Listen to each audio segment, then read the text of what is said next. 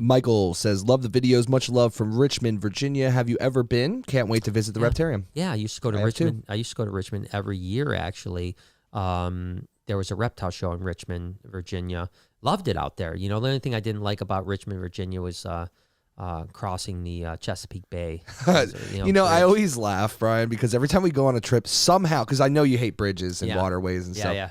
But somehow you're always driving when we go over the bridge. Like, I'll drive for 5 hours and then, like, all right, cool, you want to switch? And then it's immediate. Oh, here's the bridge. Yeah, I'm like, damn, dude, it feels so bad. No, and that's a long bridge, man. Oh yeah, it goes like big one. Up and down, right? Up and down, under, and then up and over and under. It's like, whoever designed that is a jerk, sadistic. Yeah. It's a sadist. 2x2 Reptile says he's throwing the $5 for Lucky Food because angry snakes need love too. Love you guys. Always happy to catch you live. I love that, man. And and I was thinking about Lucky, of course, the tiger Amazon tree. I love him. I need to somehow breed him because it's a mutation. I got an idea. I have maybe tomorrow, if you want, I have a Amazon tree boa. Yeah. I don't know if it's male or female. Yeah. Maybe I'll bring it in and you can bring sex it it. in. And let's sex do it up. If it's a female, if it's a female, we should breed it. Yeah. And I just don't have a female, and I'd love to get. I really want to get back into Amazon tree boas. They're so sick, dude. I mean, there's so many cool colors, and gosh, when I used to breed them, they were so amazing, and it's just been a number of years since I've gotten out of doing it. And now they give live birth, right? Live birth, yeah. Damn, that must be crazy to see. It's super cool, super cool. Now, when the babies come out, are they like super lanky and like? Yeah, they're super. I mean, like it looks like they couldn't eat a pinky. That's what I'm thinking. Their neck is so thin, but they crush pinkies. They crush them. And crazy. No problem at all. And in the past, I've had very good success with baby Amazon tree boas eating too. I mean, probably 99% of the babies would eat on their own pretty quickly, with a few tricks sometimes here and there. But I'd like to get back into the Amazon tree boas more. But then again, it's so hard to say. There's a lot of things I want to do, and I don't know. But I think something like that, where it's like one project, or like you don't have to go fully into tree boas, but you just do a couple passion things, Yeah, no, I think at least a couple pair, but I me, I'd like to get like 20. I know you, dude. I know you're like, I want the red one, the blue one, the green one, the purple one. Can I get that pink and purple one? Yeah, come on, man. Scottish Rob says, he was in quarantine for 100 days. Male was purchased as a breeder male. Seen bulletproof, and I paired him up. 2 months later, he started showing the neuro issues, and that female is the other positive. Well, there you go. At least, that's, again... best of the worst. That's the best of the worst. The fact that you literally have two animals, one of them being the vector from the beginning, patient zero, that's pretty amazing. I mean, that you really got very lucky. You got really lucky, and it does suck, and that's the problem with boas is that you can, like you said, you had it for 100 days. It seemed fine. Boas can go years without being symptomatic, right? Yeah, completely asymptomatic. So it's almost like if you bring in a boa and you have a decent boa collection, you should get it treated, or not treated, but you should get the test for IBD. So be proactive with it. Yeah, be proactive. I mean, every boa you get in. If you have a boa collection that you don't want to die, you should probably treat. And this goes back to what I've said this before. I think that maybe an industry norm eventually should be when you're buying a baby boa, it should come with IBD paperwork. Yeah, you've talked about that. And when you're buying a baby ball python, it should come with a NITO test. I think if those two things happen, we would eradicate IBD and NITO within a pretty short period of time, because if people only bought animals that were proven negative for NITO or IBD with boas, within a generation or two, there would be no IBD and there would be no NITO. It would be completely eradicated. I guess that would be considered contact tracing, right? Exactly. That's exactly it. If we all know a little bit about viruses lately. Yeah, it's funny how before you would have to explain a lot more about that whole process. Now you're just like, you know what they're doing to us? Yeah, we're going to do it to ball pot phones. Do that to ball pot phones. Get tested, But Buddha's Balls came back and he says, hey, Brian, sounds like an amazing time. Definitely looking forward to booking it. Glad it's awesome. A minimum of 6 because we are a family of 6. By the way, love those snowstorms. Getting them here in Maine lately, and my ball pythons males are rocking it. Amen, man. I've been preaching that stuff for so many years. I'm glad that people are starting to listen to me, So it's funny, like I've mentioned, I've seen a lot more stuff on Instagram and YouTube of like ball python guys talking about the breeding with the snowstorms. Yeah, and stuff yeah, like it's that. cool. And it's cool because I've been pushing that agenda for years, and I just don't think anyone ever paid attention to what I was saying.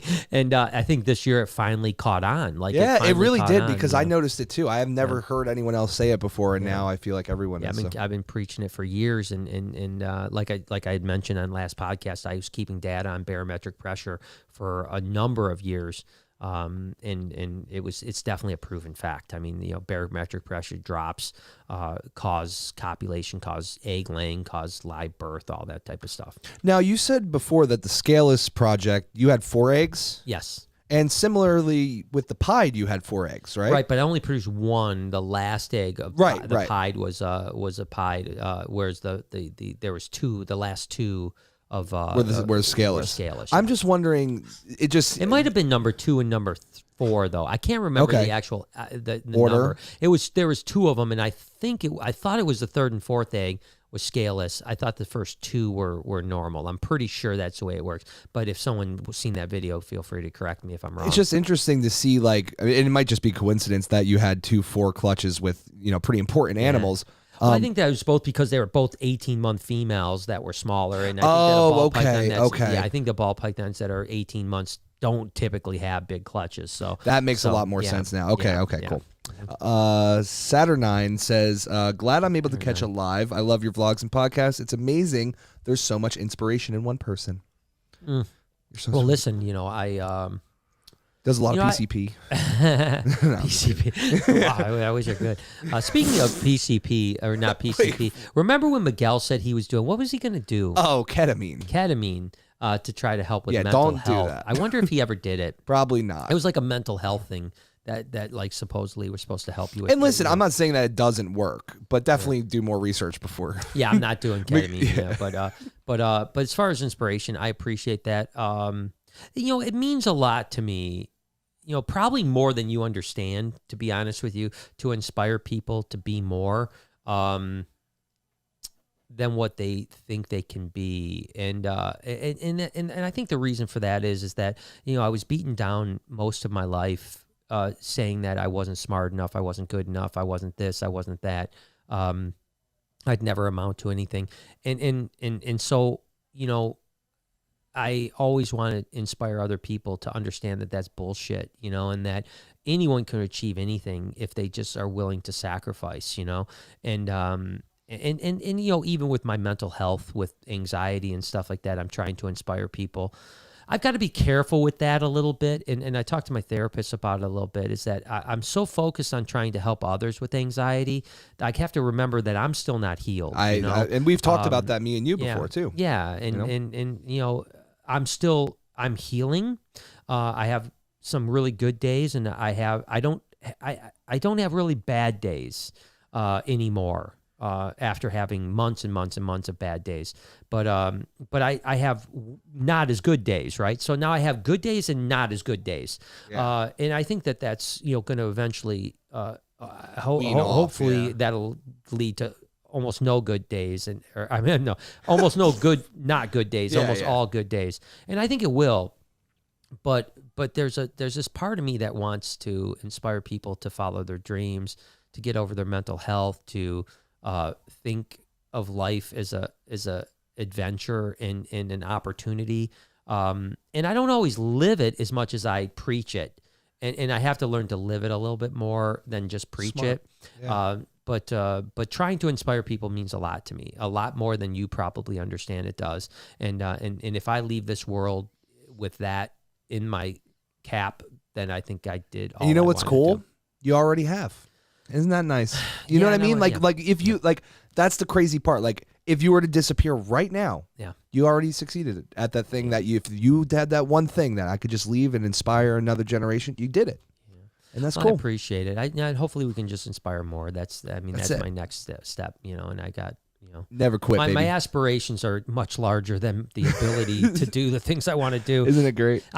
People I showed Jay the other day my notebook of businesses that I wanted to start in 2021. And it's shocking, It's ridiculous. I mean, it's like, and that's not even everything. That's just like the things I think that are achievable. And like, make the most sense. Yeah, make the most sense. There's a couple things I've wanted to do that I'm just not ready for on any level. It's crazy. Now, will I do those? I think there's like 12 or 13 businesses, and completely new businesses. Some having to do with what I do now, some having zero to do with what I do now. I mean, absolutely nothing to do with anything you could ever imagine. And I mean, in a million years, you could ever think that I would think something like that. And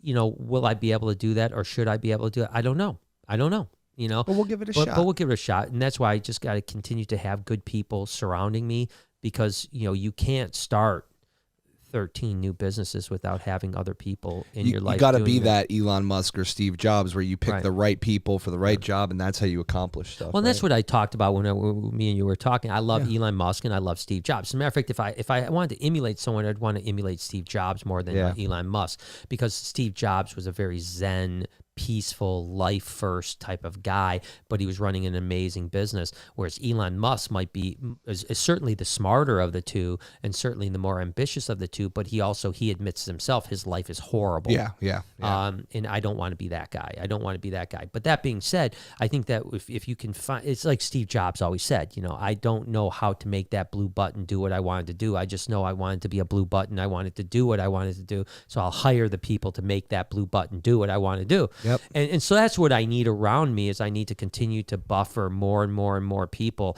around me that believe in my vision, believe in the things that I want to do, and are willing to push. Yeah. Jay is that guy. I mean, there's so many, Jay the entertainer, Jessica. I mean, the list goes on and on, Steph, Beth. I mean, the list goes on and on and on of my crew that obviously buy into my philosophies. And are willing to do things that, I mean, there's times where I'll have a meeting with Steph, which some of you guys don't know who she is, but she's been, the wizard behind the curtain for many years. She's been with me since, a long, long time. And, sometimes I get off the phone with her, or she's in town because she works remotely, and she'll just be like, holy shit. She's just like, oh my God, because I'll just like start throwing stuff at her. And then can we do this? And I've got her, just like so many of the people around, we're pushed to the point where there's no more there. There's no more bandwidth to go further than we are now. So now we need to add more people to expand that bandwidth to the next level. Damn, son. Can we rail this in?